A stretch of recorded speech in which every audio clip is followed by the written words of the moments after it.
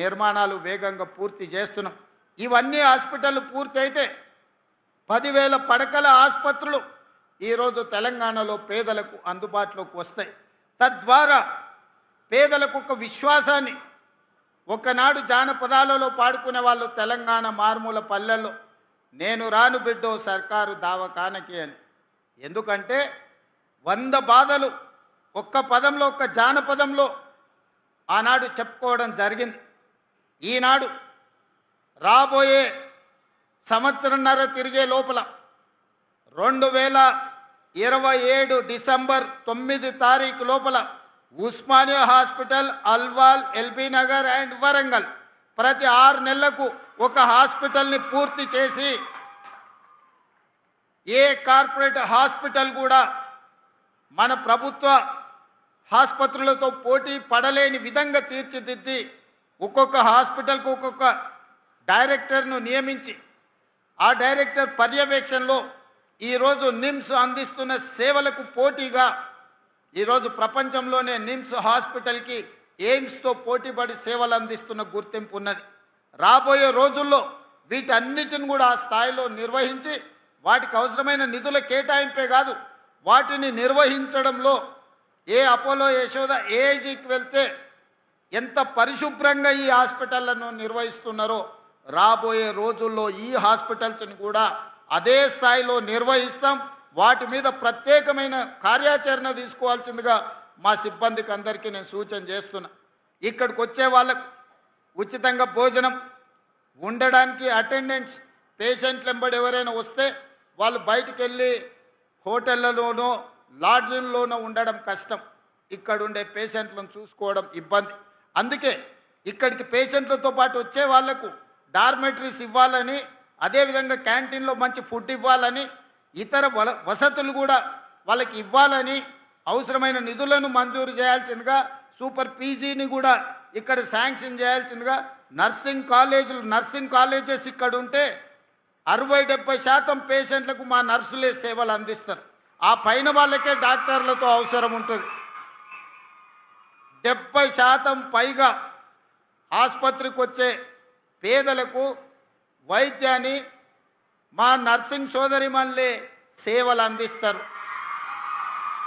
పైనుండే 30%కే డాక్టర్లు, super speciality డాక్టర్స్తోనే అవసరం ఉంటుంది. అదేవిధంగా నేను మెడికల్ అండ్ హెల్త్ మినిస్టర్ గారికి ఒక సూచన చేస్తున్నా. ఈరోజు మనం ఆరోగ్యశ్రీలో కానీ సీఎం రిలీఫ్ ఫండ్లో ప్రైవేట్ వాళ్ళకే ఎక్కువ నిధులు ఇస్తున్నాం. మీరు గవర్నమెంట్లో డాక్టర్లను అదనపు సమయాన్ని పని చేయమనుండి, సర్జరీలు చేసే డాక్టర్లకు ఇన్సెంటివ్స్ ఇద్దాం.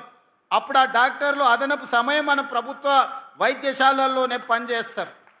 వాళ్ళ డ్యూటీ సమయం తర్వాత వాళ్ళ నైపుణ్యాన్ని, వాళ్ళ నేర్పరితనాన్ని ప్రభుత్వ ఆసుపత్రుల్లో చేరే పేషెంట్ల కోసం ఉపయోగిస్తే వాళ్ళు సర్జరీలు, వాళ్ళకున్న స్పెషాలిటీని పేదలకు వైద్య సేవలు అందిస్తే మనం ఇన్సెంటివ్స్ ఇద్దాం. ఆ ఇన్సెంటివ్ ఇచ్చినప్పుడు ఆటోమేటిక్గా వాళ్ళు అడిషనల్ అవర్స్ ఇక్కడ పనిచేస్తారు. They can spend quality time for poorest of the poor patients. So ఇప్పుడు మనం ఇక్కడ ఇవ్వకపోతే వాళ్ళు డ్యూటీ అవర్స్లో ఇక్కడ పనిచేసుకొని వాళ్ళు ప్రైవేట్ ప్రాక్టీస్ చేయడమో, ప్రైవేట్ హాస్పిటల్స్లో పనిచేయడమో, లేదా వాళ్ళకున్న నైపుణ్యాన్ని ఇతర దగ్గర ఉపయోగిస్తున్నారు. కాబట్టి మీరు దీనికి క్షుణ్ణంగా పరిశీలించి, నేను అధికారులకు కూడా సూచన చేస్తున్నా, సూపర్ స్పెషాలిటీ ఉన్న డాక్టర్స్ని if they spend additional time, if they are going to serve additional time in our hospitals, we have to appreciate them, we have to give incentives them through this Arogyasri or CM Relief Fund. So ఈ విధంగా ఈ శాఖను ప్రక్షాళన చేసుకొని ప్రజలకు విశ్వాసం కల్పించి, ప్రజలకు ఒక నమ్మకాన్ని అందించి, మాకు కష్టం వస్తే తెలంగాణ రాష్ట్ర ప్రభుత్వం ఉన్నది, మమ్మల్ని చూసుకోవడానికి తెలంగాణ ముఖ్యమంత్రి రేవంత్ అన్న ఉన్నాడనే భరోసా మీరు కల్పించాలి. పేదలకు నమ్మకం, విశ్వాసం కల్పిస్తే మన జన్మ సార్థకమైనట్టే. విద్యార్థులకు నర్సరీ టు 12th వరకు విద్యను అందించి 12th తర్వాత సాంకేతిక నైపుణ్యాన్ని అందిస్తే మనం ఏ వెల్ఫేర్ స్కీమ్ వాళ్ళకి ఇవ్వాల్సిన పని లేదు, వాళ్ళే సొంతంగా బతుకుతారు. ఈ దేశంలోనే కాదు ఇతర దేశాలలో కూడా సేవలు అందిస్తారు. లక్షల రూపాయలు సంపాదించి వాళ్ళు వాళ్ళ కుటుంబాన్ని ఆదుకునే ప్రయత్నం చేస్తారు. ఎవరు కూడా ఇష్టంతో సంక్షేమ పథకాలను తీసుకోరు ప్రభుత్వం నుంచి ఉచితంగా. కష్టం వచ్చినప్పుడు మాత్రమే సంక్షేమ పథకాలను ఉచితంగా తీసుకోవాలని ఆలోచన చేస్తారు. చాలామంది ఆత్మగౌరవంతో బ్రతకాలనుకుంటారు, కష్టపడి బతకాలనుకుంటారు, విద్య నేర్చుకొని సాంకేతిక నైపుణ్యాన్ని నేర్చుకొని సమాజంలో గౌరవం పొందాలనుకుంటారు. ఆ అవకాశాలు ప్రభుత్వం కల్పించలేనప్పుడే, ప్రభుత్వం అందించలేనప్పుడే సంక్షేమ పథకాల కోసం ఎదురు చూస్తారు. సంక్షేమ పథకాలను తగ్గించాలనుకుంటే సర్వస్వతంత్రంగా వాళ్ళ కాళ్ళ మీద నిలబడే విధంగా మన విధానాలను మనం అమలు చేస్తే ఏ ప్రజలు కూడా ప్రభుత్వం నుంచి ఉచితంగా ఆశించరు. అందుకే ఈరోజు మనం ఈ విషయాలకు సంబంధించి nursery to 12th class breakfast, lunch, education, school kit ఇవన్నీ ఇవ్వడంతో పాటు నాణ్యమైన విద్యను అందించాలి. 12th తర్వాత సాంకేతిక నైపుణ్యాన్ని మనం అందించాలి. దాని మీద పూర్తి స్థాయిలో మా సహచర మంత్రులు సమయాన్ని కేటాయించి ప్రజలందరికీ వివరించి ప్రభుత్వము పేద ప్రజల కోసమే పనిచేస్తుందనే నమ్మకాన్ని కలిగిద్దామని మీ అందరికీ విజ్ఞప్తి చేస్తూ, నిన్న మన ఒక ఆయన ఇక్కడికి వచ్చిపోయాడు. ఈ విషయాన్ని కూడా మీతో పంచుకోవాలి.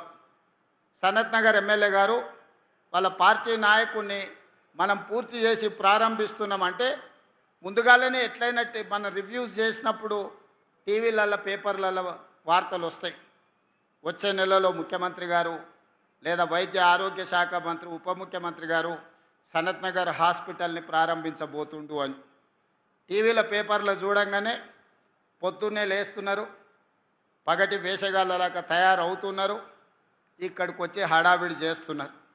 ఆ సనత్ నగర్ ఎమ్మెల్యే గారు కేటీఆర్ గారిని తీసుకొచ్చి హాస్పిటల్ అంతా అక్కడ ఇక్కడ కళ్ళు తిరిగి చూసిండు. ఇది మేమే కష్టపడి కట్టినాం, రేవంత్ రెడ్డి గారు ప్రారంభిస్తున్నాడని ఆరోపణ చేసింది. నాకేం అభ్యంతరం లేదు.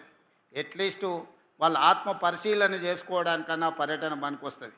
అయితే ఇది అయిన తర్వాత ఆ సనత్ నగర్ ఎమ్మెల్యే గారు చెప్పారు, ఈ వెనకాలనే ఎర్రగడ్డ మెంటల్ హాస్పిటల్ ఉంటుంది, ఒకసారి పోయి చూసిపోదామని. మనోనికి బుర్ర తక్కువ కదా, ఆలోచన ఉండదు కదా, దబదబా లోపలికి పోయాడు. లోపలికి పోతే అక్కడ అందరూ ఎవరి పనులు వాళ్ళు చేసుకుంటారు. ఒక పెద్ద మనిషి కళ్ళు మూసుకొని ధ్యానం చేస్తున్నట్టుగా ఆయన గత జ్ఞాపకాలను కుటుంబాన్ని గుర్తు చేసుకుంటూ ఆయన డీప్ ట్రాన్స్లో